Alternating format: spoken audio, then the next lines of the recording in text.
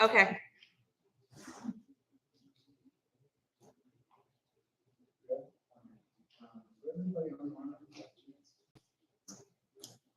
I didn't set the computer up. Okay, well, we'll call order. So we start with a roll call. Sophie McKee, Madam Speaker, Ellen Brunette, Megan Beach. Samuel Rockland. Contact all. Steve Pledge of Allegiance. Pledge of allegiance to the flag of the United States of America. To the republic which stands one nation under God, indivisible, with liberty and justice for all.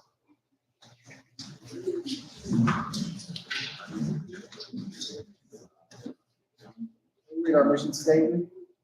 The mission of ECS is to educate each student to high academic standards using innovative curricula to foster knowledge, love of and respect for the environment, and preserve it for future generations. We grow citizens.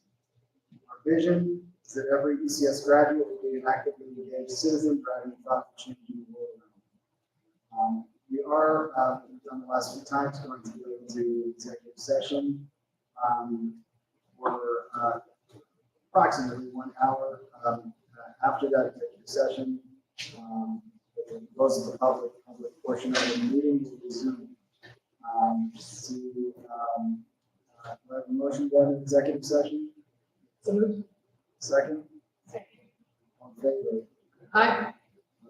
Motion passes. We are going into executive session.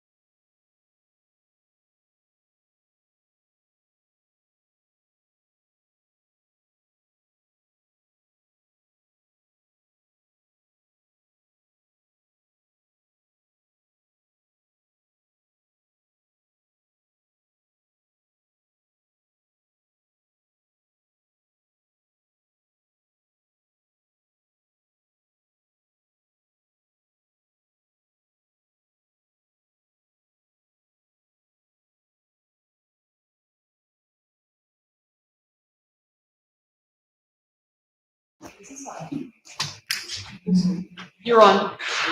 All right, we're back on the record. We're at number 4, annual audit presentation. So,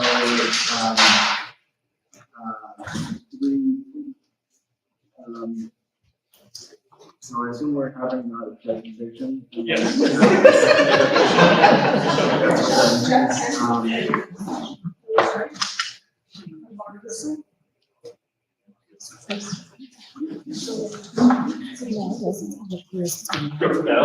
Okay. Nice to see everybody. I'm Jeff. This is Haley. We're here, as always, to do the annual audit presentation. We have a brief handout that we'll stick to for the purposes of this meeting. That goes through some required communication and summary information from the financial statements. It'll be pretty brief. The good news is, what you hear from us today is what you're used to hearing, which is all very good news from an audit perspective. So we'll dive into the handout. The first couple of slides just go through required audit communication. So there's a letter that we issue as part of any audit that goes through communications we're required to make under our professional standards. So this slide, the first part of the letter talks about responsibilities.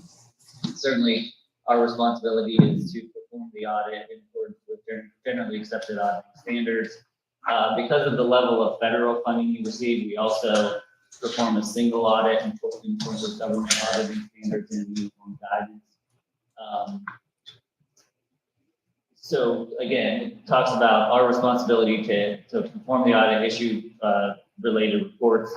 The financials themselves, the related internal control systems, responsibility for compliance are certainly the responsibility of management. We do assist with preparing the financial statements, but that is from information that is provided to us. Those services are overseen by staff, and certainly, again, the financials themselves are the responsibility. The next page here. In terms of accounting policies, your footnotes have described your significant accounting policies, and for the most part, those policies are consistent with what has been in your financials in past years. This slide and the letter does point out a new pronouncement that was technically adopted, but there was really no impact to your financial statements from the pronouncement. So for your purposes, pretty consistent, very consistent in terms of accounting disclosure policies. Estimates, if there were significant or sensitive estimates in your financials, we might point them out in this letter, but nothing to note on that front. And we do point out in the letter some of the more significant disclosures in the footnotes, namely related to retirement benefits, your debt, and related interest rate swaps. So those are pointed out as notable disclosures, but none of those are new or really different from what you would have seen in the past. And then the rest of the letter is pretty exception-based. So happy to report no difficulties in performing the audit, no significant adjustments, no disagreements. We will obtain normal representations as we finalize the reports. And to our knowledge, there were no consultations with other accountants or no issues discussed prior to us being obtained as your auditors.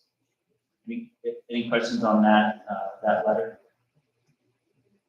The next set of slides are information from the financial statements, which are in draft form right now.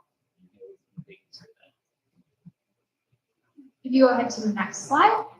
So overall, at the end of the audit, we will issue the following reports. First is the single audit. I will put a caveat there. The single audit currently is not available to be released due to a delay in the government issuing the 2025 compliance supplement. So once that is issued in a final form, we'll get the single audit submitted to the federal clearinghouse. But at this point, all of our testing for the single audit is completed. The draft that you have seen of the financial statements is in its final form, but it's really just waiting for the federal government to release that compliance supplement and then we can click submit. So more of a back end delay there. We'll issue the communication to those joint governance letter that Jeff just went over. We also assist in compiling your annual financial report, which is the submission to PDE that breaks out all of your expenses, revenues. We assist in filing your Form 990 for the school and the foundation. And then related to the single audit, we assist in filing your data collection form with the federal government. You go ahead to the next slide here. So summary of our results, we do issue 3 opinions on your audit. So the first are independent auditors report over the consolidated financial statements. We did issue an unmodified opinion for this. This is the highest level of assurance that we can provide on the audit. So a clean opinion, if you will. The second 2 opinions are related to your single audit. The first is a report on internal control over financial reporting and compliance in accordance with government auditing standards. So this is saying, looking at your internal control as an overall organization, having no significant deficiencies or material weaknesses noted in our testing. This letter does call out that there could be items that do exist that were not identified, but nothing that would rise to the level of a significant deficiency or material weakness.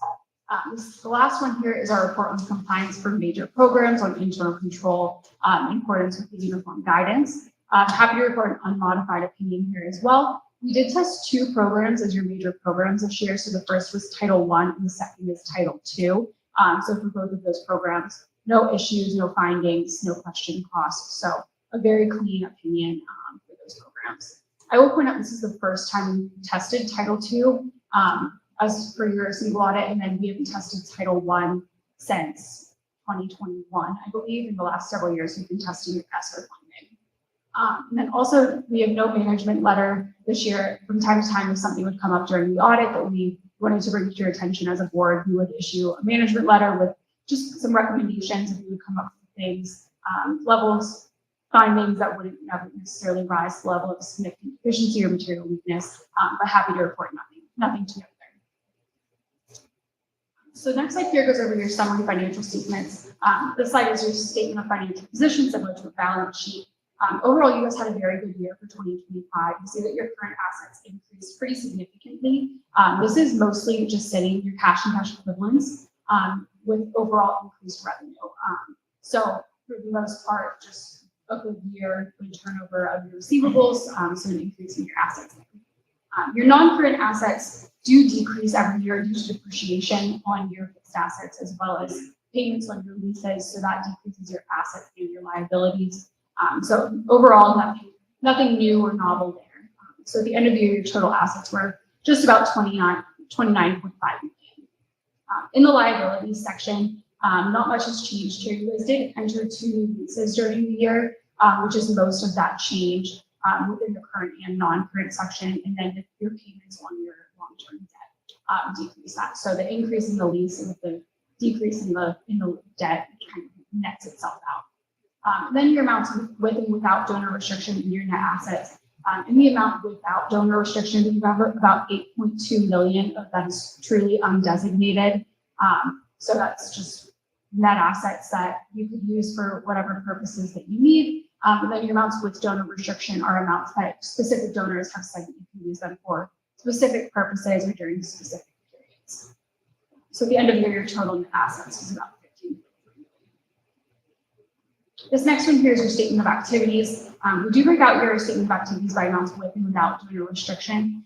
In the top section, you'll see that your total support and revenues was about 29.7 million. Of that amount, it's largely tuition revenue.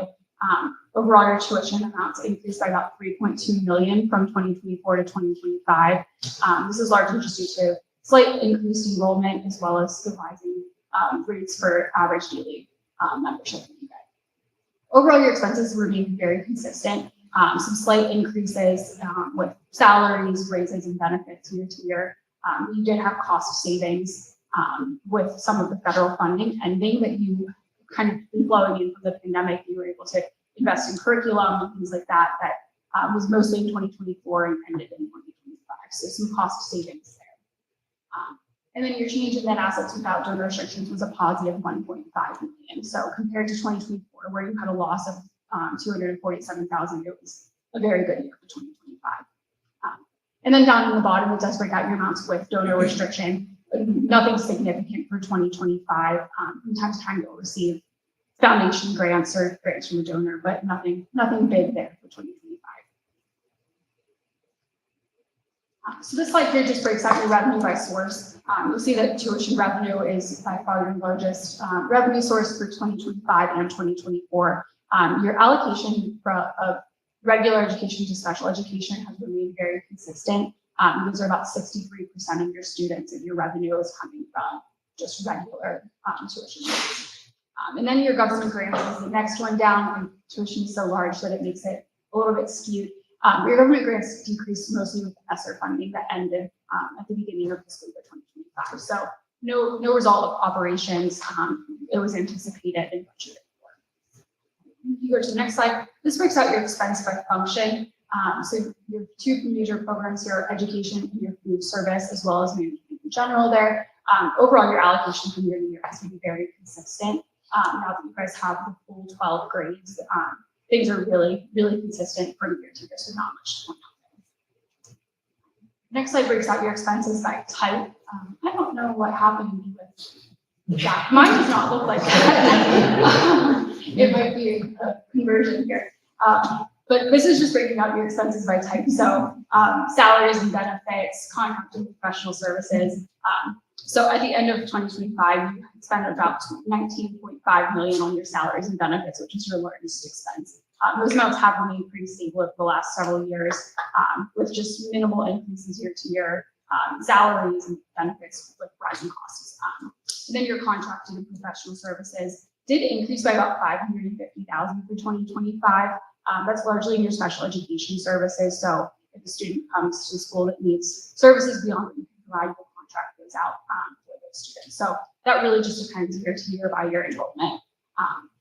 Overall, your expenses have remained very consistent from year to year here. So I apologize that something got very jumbled in the email and the PowerPoint, but hopefully that gives you a bit of it. Then the last slide here just has our contact information. As Jeff mentioned, all the reports are in draft form at this point. So if anyone has looked over the reports, if there's questions on anything, any questions on anything we talked about tonight, feel free to let us know.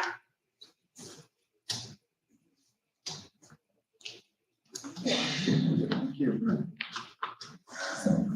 Thank you for having us. Thank you.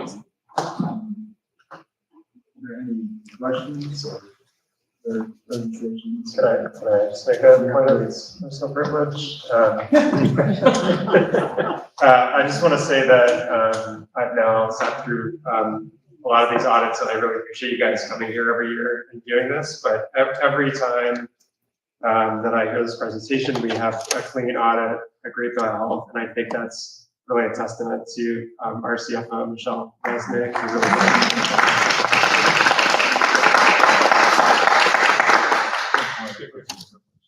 Thank you. That, does anybody have any questions about any of this? Any other points of personal privilege? That was a good one. Going once. All right. I'll read the resolution, and we can vote on this. The resolution 2025-11-2197 be it resolved by the Board of Trustees of the school that the 2024-2025 annual audit report be accepted. Motion. Second? Second. All in favor? Aye. Any opposed? Motion passes. The resolution is accepted. Thanks, everybody. All right. Thank you. Thank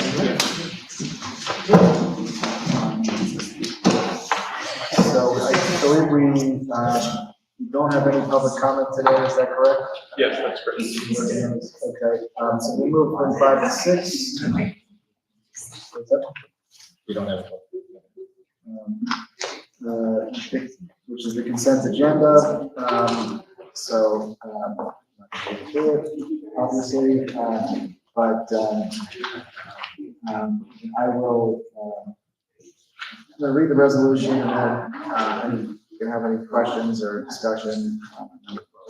The resolution is 2025-11-2198, be it resolved by the Board of Trustees of the school that the consent agenda for November 19th, 2025 be approved, which is obviously in the agenda. Any comments, questions, discussion about the consent agenda? Which is chock full of all sorts of interesting things. Do the board members get to go to the adventure on the gorge? If you want to. Be a chaperone now? Chaperones, yes, the eighth grade trip last year was a huge success. They're planning on going to the same place as you see, Adventures on the Gorge. We had just an amazing opportunity for kids to get into the water and do some whitewater rafting as well as learning about the ecosystem down there. So they loved it so much that they're going back. And then our senior trip is also on here too. And they are choosing to go to Baltimore this year. The students voted. Again, last year was Washington, DC. They're going with the same travel company, so they'll have the same kind of systems in place that they did with the last one. So they're really excited about it. And the Rob, who was here earlier, the principal, was telling his senior leadership team, like, find out tomorrow whether or not the board approves it, and then we'll go from there. So the seniors are anxiously awaiting to know whether or not they're allowed to go. Is there a cost to students? There for is. districts? Yeah, and so they try to keep it minimal, and it does largely depend on the number of students going. So at least for the senior trip, whether or not they put 4 students in a room, 3 to, last year, I think it was around the $200 mark for students. And then we do also have some scholarships available. And then a very similar type of structure for the 8th grade trip. I think it's just a little bit more for the 8th grade trip, and they offer a lot of scholarships. My son greatly enjoyed the 8th grade trip last year. Yay! Any other questions, comments? If not, we'll vote. Do I have a motion? I'll move. Second? Second. All in favor? Aye. Any opposed? Great. Motion passes. Thank you. George. Number 7, other quotes, invoices, contracts over $10,000. We have 2. First is IKM contract. I'm going to read the resolution. Resolution 2025-11-2199, be it resolved by the Board of Trustees of the school that the contract be approved. Any comments, questions about this? Have you heard anything about it? Feel free to. So ICANN is an architectural firm. We're looking to work with them to perform an architectural analysis of the primary school. As many folks have heard, we do a lot in that building, and I think the question might be, how are we using that space? Are we optimizing that space? In fact, we created a little optimization committee, one of our teachers, and we're working with them to sort of think about how we can better utilize that space and sort of what is it that we need. And so we're working with them to look at that, and it would be a process where we engage the team in the primary school and think about our program there, think about what we do and how we can better utilize that space. Have we used IKM in any previous? So we have been doing some work with them through this RFP process for the facilities work that we've been talking about. They've been the architect doing the design. They do a tremendous amount of work with schools. And one of the things that we find attractive about this work with them is they already understand us. They've toured all of our buildings for that work previously, and so there'll be no problem getting this moving and rolling. And we think that they'll be able to help us pretty quickly. They are a strong firm, I think. We work What's with that? them a lot. I said they are a strong firm. We work with them pretty frequently at Carnegie Mellon as well, so I think they're like known to be quality. Maybe any more context on what you're hoping to improve about the facility or the. Well, I think really just trying to understand the space that we have and the program that we currently are running. Like, there's clearly a desire to have a 4th kindergarten. And so what would that mean? What would the space requirements be in order to make that happen? That's just one example. But then there are other smaller things. We have certain parts of the operation or the program are in a space like down on the 1st floor, and some people have said, oh, maybe we should have it on the 2nd floor, 1st floor. And rather than us sort of thinking about this, we thought it would be a good idea to have someone come and help us, look at the space overall, and also understand the systems in the building and just sort of do some general analysis of the facility. But then also help us sort of think more systematically about any of the possible changes and what that might mean, what are the sort of ripple effects for making one change and that sort of stuff. So, and also just trying to understand what more space would we need if we wanted to do, for example, kindergarten. Just as an Thanks. Some questions about that. Vote. Motion. So moved. Second. All in favor? Aye. Opposed? Passes. Resolution is adopted. 7.2, this is the Gallagher compensation study. Read the resolution 2025-11-2200. Be it resolved by the Board of Trustees of the school that the contract be approved. Any thoughts, questions? Comments? Points of privilege? Maybe just a reminder for the group, when was the last time the compensation study was done? It was a while ago. 2019. Has anything happened since then? So I will say when we shared this with the Finance and Facilities Committee, we were talking about the number of students and employees and so on, and then someone, I think it was Frida, said, yeah, there was COVID. All sorts of other things, so.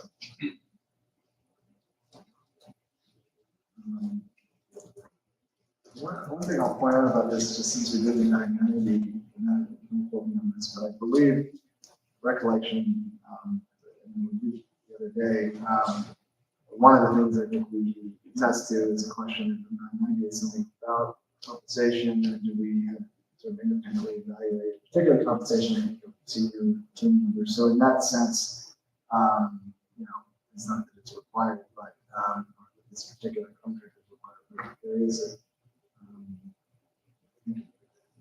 best practice, or certainly something that is of interest to the IRS and others. It's not required, but it's something to ask you about in 990. So it's a good thing to do for a lot of reasons. And was Gallagher used in 2019? No, we moved.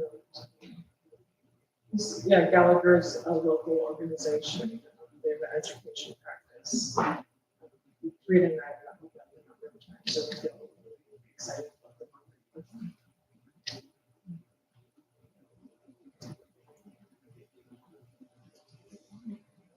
Any other questions? Okay. Do I have a motion? So moved. Second. All in favor? Aye. Any opposed? Motion passes. Resolution is adopted.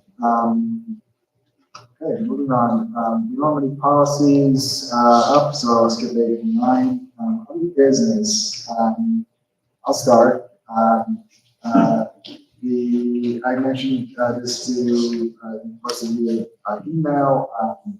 As I indicated, our Amanda Randula has stepped out from the board, and unfortunately, we miss him.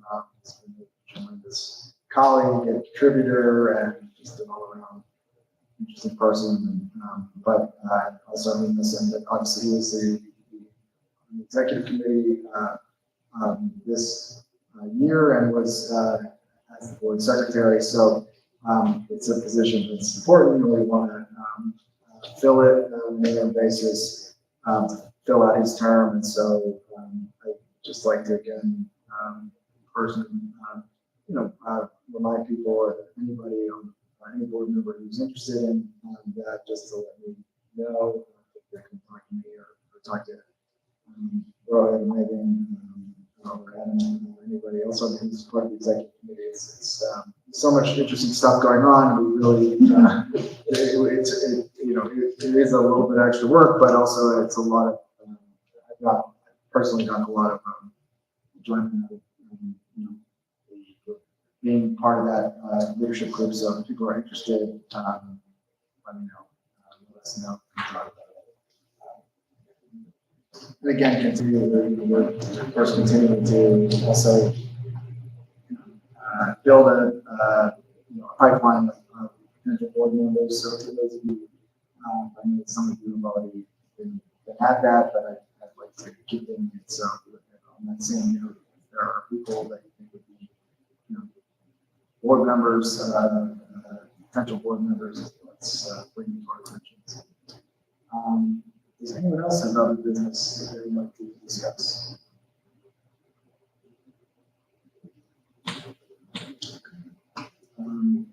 So we move on to reports. Number 11, do we have ECSFT rep? Yeah. We do. Do I have to use this? Yeah. We want to hear you.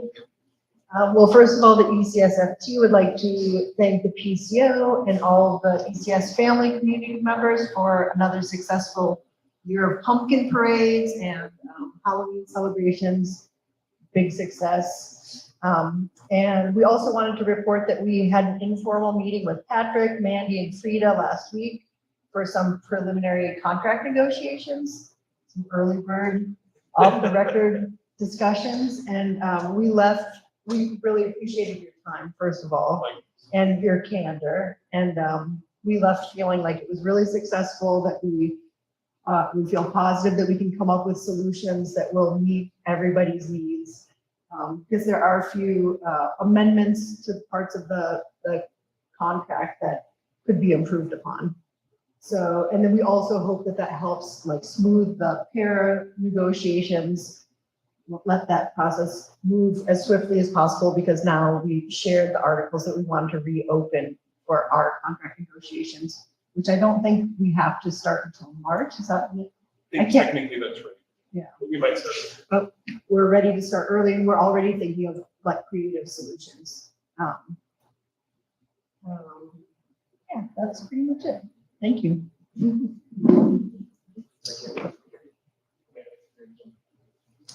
Yeah. Yeah, thank you, Katie. And just on behalf of the whole team, right, we also appreciate the opportunity and the candor. And in all seriousness, there was already good back and forth in just a very informal discussion. There's a lot that we have to disagree on. We all. Yeah, we felt like that too. Like we all have the same concerns. It's just a matter of finding something that works for everybody. It's sustainable. Thank you. Thank you. All right, we have a PCO representative report. Yes, hi guys. So ours is also pretty light. We have the upcoming gingerbread house at the intermediate school. That's gonna be fun. We've got some like ancillary activities that are happening around the gingerbread house decoration. So like it's gonna be like a solid full hour, 90 minutes of activities. So like plan for that, be ready. That's on December 12th. And then once we get back from the break, it's gonna be pedal to the metal for the Blooming Bash. If any of your organizations would be interested in sponsoring said Blooming Bash, please let me know, because we are looking for some sponsorships and have updated the tiers for that this year. So we would love to chat with anybody who's into that. And otherwise, I think that's pretty much all that we have to update you on. Super light. Okay, the only other thing I'll mention is just. I also just wanted to say something to the parents, which is thank you all for coming to parent-teacher conferences. We had an amazing turnout this year for parents to come to a lot of our student-led conferences. And then at primary school, we do learning. It means a lot for parents to love for our teachers. So we I spoke to a bunch of parents after parent-teacher conferences and at Peak Into Learning, and the resounding feedback that I was getting was incredibly positive, and that most parents are just having these experiences where when there's an issue or they come with something to troubleshoot, there's never resistance, and there's always ideas and creative solutions, and parents are really appreciative. If I can take a point of personal privilege. Mandy and I talked about this briefly, but as a parent who went to the sort of open parent-teacher conference day in primary school, it was really phenomenal. One of the things that really stood out to me was that, you're in your normal parent-teacher conference, it's your sort of, you're talking about your student and you're learning and back and forth, but your student isn't there, and sort of having my youngest daughter be able to read a story that she had written, like show artwork, and like we played a math game, that was a lot of fun, and she was really into it. It was just sort of like getting to see a window into her experience and seeing all the other parents. I just thought it was a really phenomenal thing that I really hope we as a school continue to develop. So I just wanted to say hats off to working. It was really great. Here, here, a lot of teacher effort went into that, so thanks to the teachers. The teachers were able to,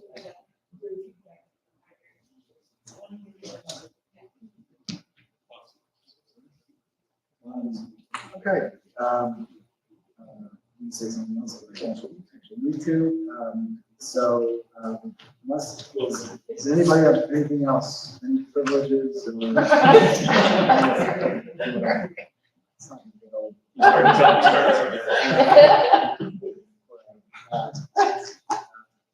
Doesn't sound like it, so we're going to adjourn. Do I have a motion to adjourn? Anybody want to motion to adjourn? Second. Well done. All right, thanks everybody. Thank you. Thank you guys.